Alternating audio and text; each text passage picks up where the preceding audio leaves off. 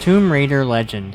It's a title that holds a special place in the hearts of many gamers. Released in 2006, it was a critical and commercial hit, but let's be honest, how does it hold up today? I'm taking a closer look at Lara Croft Legend, and we're going to be honest about what worked, what didn't, and whether it's still worth your time in 2024. So let's get into it. Well, let's start with the core of any Tomb Raider game.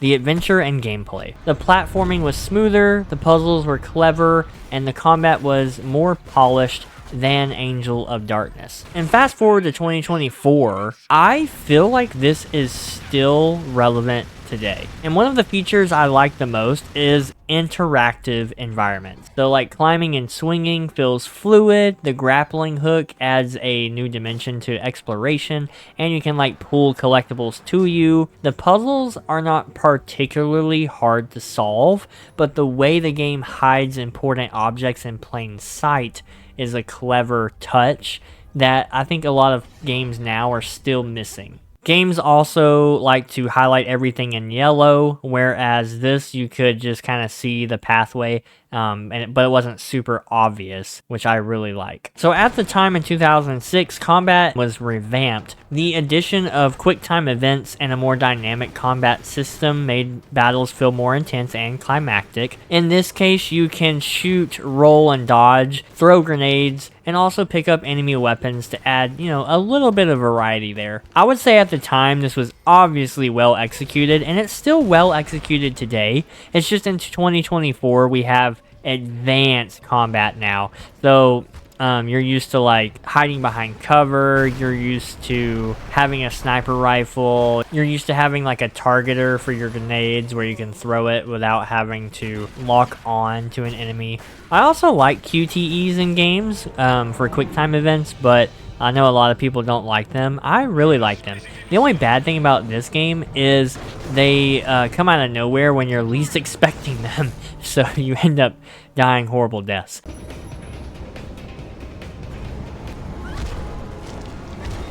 Visually, the game was a stunner for its time. The lush environments, the detailed character models, and impressive cutscenes showcased the power of the PS2 and Xbox 360, so the graphics still held up relatively well. I think they are still great today.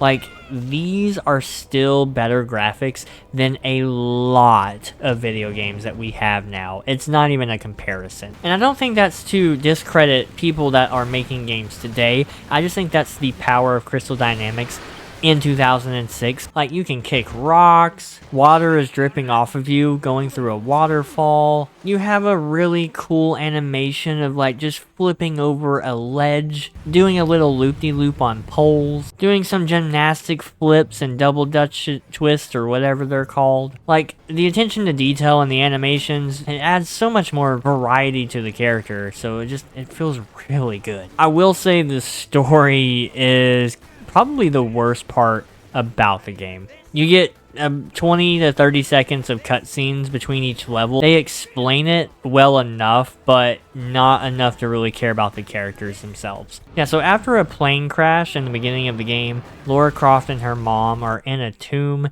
and Lara Croft is not being babysat by her mom, so she just touches whatever she wants, and she touches this sword of Excalibur to talk to some alien thing, and then her mom protects her by pulling the sword out and disappearing.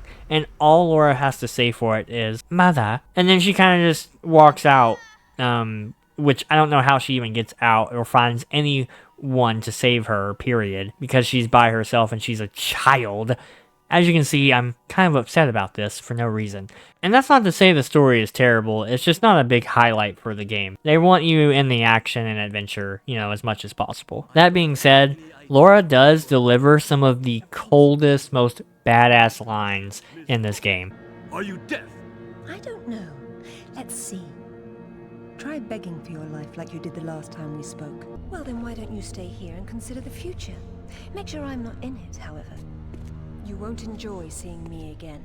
She's got sharp wit, clever retorts. It just makes her character really memorable and really fun. And there are still some flaws. Like, this is before autosave kind of saved most of our butts. There's times when you get really far in the level, you accidentally misclick jump off and then break your legs and die. You didn't save in a while, so now you gotta backtrack all the way to where you were before. Oh, look, you made the same mistake again. Here, let's waste another 5 minutes getting back to where I was. That kind of stuff. As far as level design though, I love the level design. It has elevation, it has all kinds of pathways, it has different things to do. It's got the traps that you have to navigate through. I just really enjoy that. You know what else was also insufferable throughout this whole awesome game? The motorcycle missions. Now the one that was in Peru wasn't so bad, but the one that's in Russia is just insufferable because of the mechanics. All you have is a gun that doesn't even aim accurately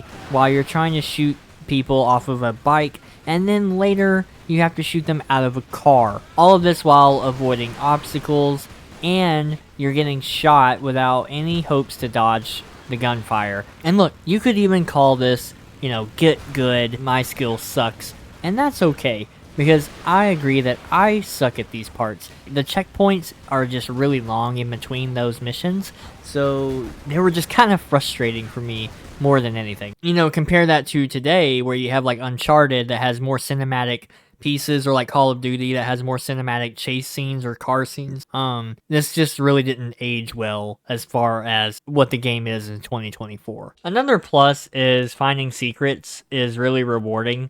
So you unlock concept art, character models, skins for her. And you know, the best part, this is before paid DLC, so you can unlock everything in the game itself without buying it. In the end, I think Lara Croft Legend was a game ahead of its time in many ways, and while it does show some of its age, it holds a special place in gaming history and still quite relevant even today in 2024. Do you think it's a timeless classic, or is it a relic of the past? Let me know in the comments below. And if you enjoyed this video, don't forget to like, subscribe, and hit that notification bell so you don't miss any of my future content. Would you kindly just go ahead and click this video and watch that too? That'd make my day. As always, keep gaming and stay awesome.